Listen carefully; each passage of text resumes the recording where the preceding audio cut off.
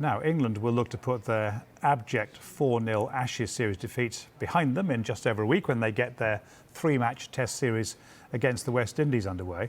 It's the first time interim head coach Paul Collingwood will lead the side following Chris Silverwood's sacking, and he hasn't ruled out the possibility of taking the job full-time.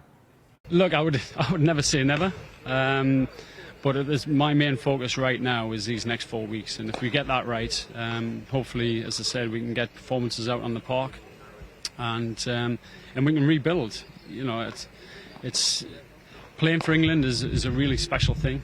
Having the 3 lines on your shirt is sometimes you probably don't realise it when you're actually playing for England.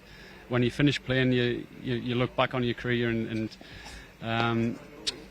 it's an amazing job. And so to be coach and to try to help these guys get to where they need to be feels special as well. So, you know, I would never say never, but I'm just concentrating solely on these next 4 weeks.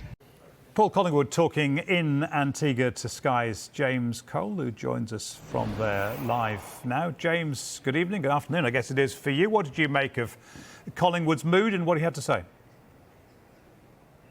Afternoon, Nick. I think that's about as committal an answer as you'll get from Paul Collingwood at this stage. As he said, he's a very proud Englishman.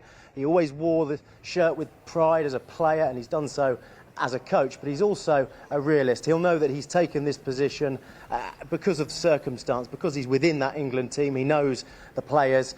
He's been out here in the Caribbean because he coached the white ball team here earlier in the year.